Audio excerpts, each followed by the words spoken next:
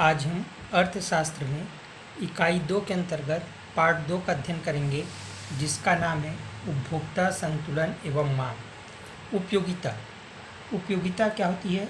मानवीय आवश्यकताओं की संतुष्टि वस्तुओं एवं सेवाओं के उपभोग से होती है। जब हम एक रसगुल्ला खाते हैं तो हमें संतुष्टि प्राप्त होती है।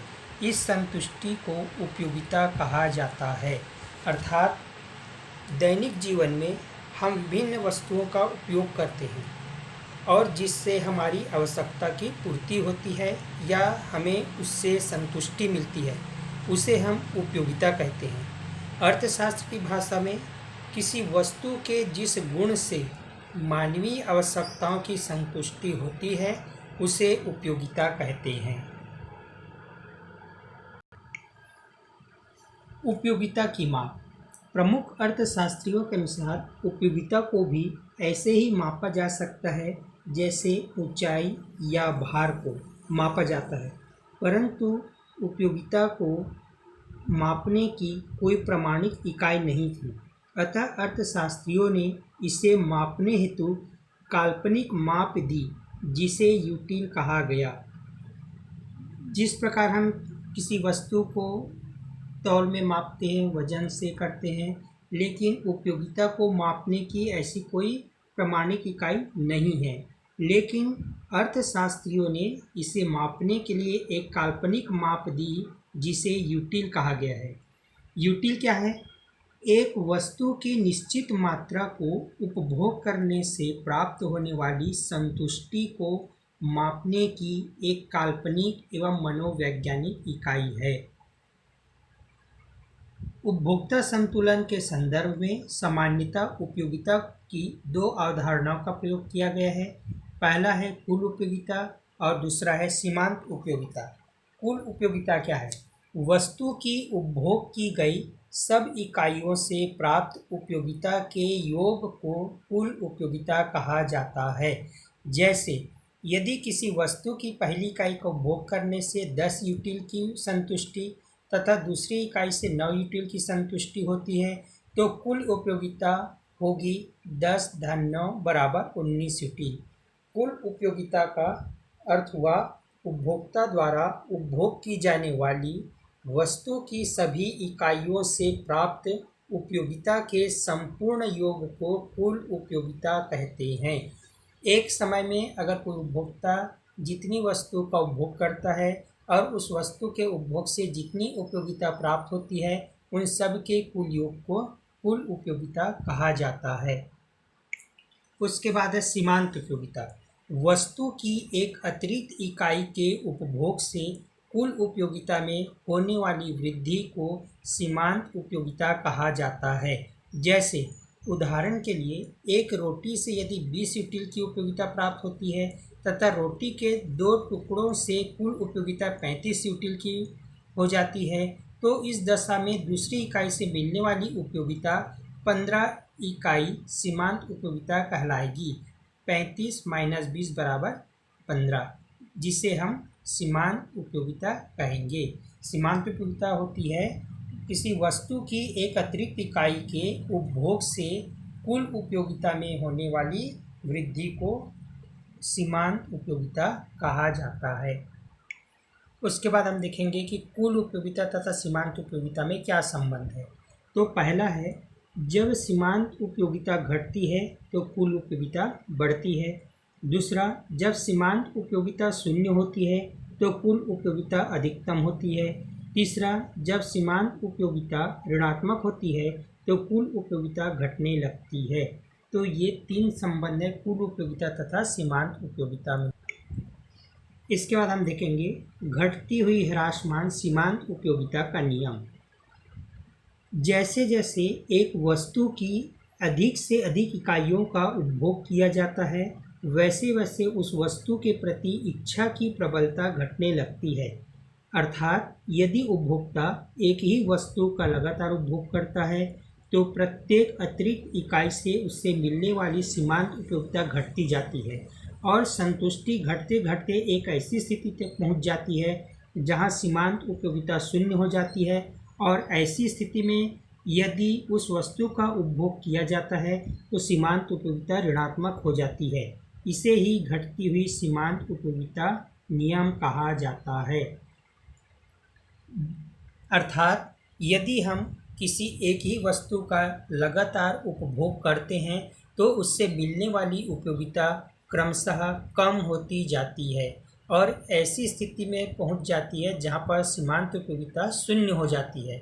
और जहां सीमांत उपयोगिता शून्य हो जाती है उसके बाद भी अगर हम ऐसी वस्तु का और उपभोग करते हैं तो ऐसी स्थिति में सीमांत उपयोगिता ऋणात्मक हो जाती है।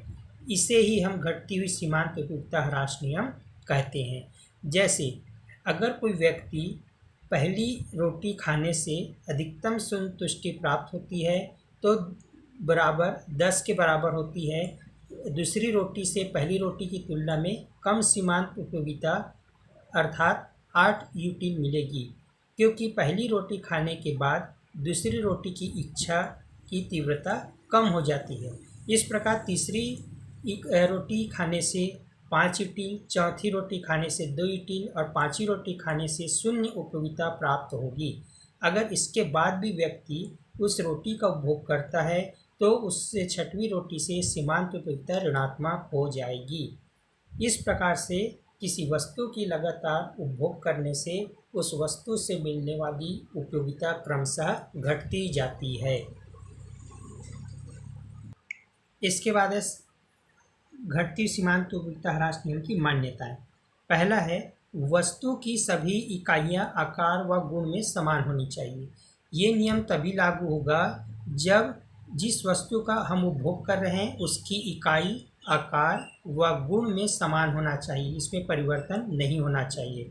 दूसरा, वस्तु की विभिन्न इकाइयों के उपभोग में कोई समय अंतराल नहीं होना चाहिए, अर्थात एक ही समय में हम उसी वस्तु का उपभोग करना होगा। अगर हम कुछ समय के बाद कुछ समय के अंतराल में अगर हम उस वस्तु का उपभोग करते हैं तो वहाँ पर ये नियम लागू नहीं होगा। तीसरा, उपभोक्ता की आदत, फैशन व स्वाद में कोई परिवर्तन नहीं होना चाहिए। उपभोक्ता सामान्य प्रवृत्ति का होना चाहिए, मतलब उसका दिमाग स्वस्थ होना चाहिए, बीमार या पागल प्रवृत्ति का नहीं होना चाहिए। वस्तु की कीमत में किसी भी प्रकार का कोई परिवर्तन नहीं होना चाहिए। तो ये 5 मान्यताएं हैं घटती हुई ह्रास सीमांत उपयोगिता नियम के। घटते सीमांत उपयोगिता ह्रास नियम की व्याख्या। इस नियम को एक उदाहरण के द्वारा बताया गया है, जिसे एक तालिका दिया हुआ है। हम कोई एक वस्तु की इकाई का उपभोग कर रहे हैं, पहला, दूसरा, तीसरा, चौथा, पांचवा, अर्थात एक समय में हम किसी एक वस्तु की 5 इकाई का उपभोग कर रहे हैं तो उससे मिलने वाली सीमांत उपयोगिता है, पहली इकाई का जब हम उपभोग कर रहे हैं तो हमको सीमांत उपयोगिता मिल रही है 6 यूटिल के बराबर। उसी वस्तु का दूसरा इकाई उपभोग कर रहे हैं तो उससे सीमांत उपयोगिता मिल रही 4 यूटिल के बराबर, तीसरी इकाई से 2 यूटिल और चौथी इकाई का उपभोग करते तो वहाँ पर सीमांत उपयोगिता 0 हो जाती है। अगर हम इस 0 सीमांत उपयोगिता के बाद भी अगर हम उस वस्तु की एक और इकाई का उपभोग करते हैं अर्थात 5वीं इकाई का, तो ऐसी स्थिति में हमको सीमांत उपयोगिता जो है वो ऋणात्मक रूप में प्राप्त होगी। तो इस प्रकार से 3 अवस्थाएं होती है। पहला अवस्था में बढ़ती हुई, फिर थोड़ी घटती हुई, फिर घटती हुई क्रमशः, फिर एक ऐसी स्थिति आती जहाँ पर सीमांत उपयोगिता 0 हो जाती है। और सीमांत उपयोगिता 0 होने के बाद भी अगर हम एक अतिरिक्त इकाई का उपभोग करते हैं तो उससे मिलने वाली उपयोगिता ऋणात्मक हो जाती है।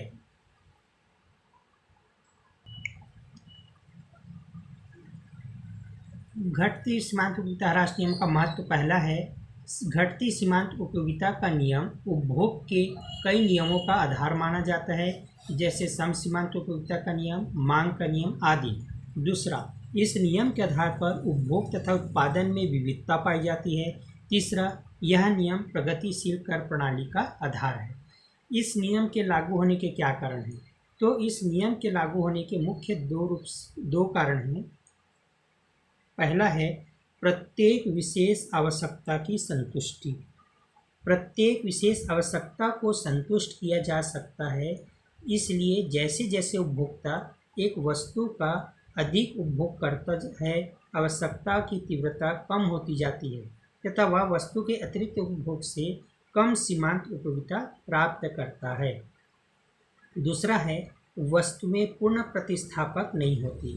विशेष आवश्यकता की संतुष्टि के लिए विभिन्न वस्तुएं एक दूसरे का पूर्ण प्रतिस्थापक नहीं होती, इसलिए अतिरिक्त वस्तु की इकाई से सीमांत उपयोगिता कम होती जाती है।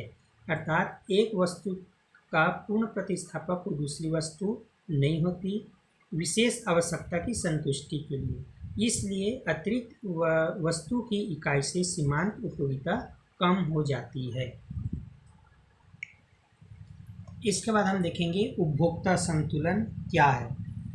उपभोक्ता संतुलन का अर्थ है जब उपभोक्ता को अपनी आय से अधिकतम संतुष्टि प्राप्त हो रही हो तो संतुलन से आशय उपभोक्ता को आय की तुलना में प्राप्त अधिकतम संतुष्टि से है।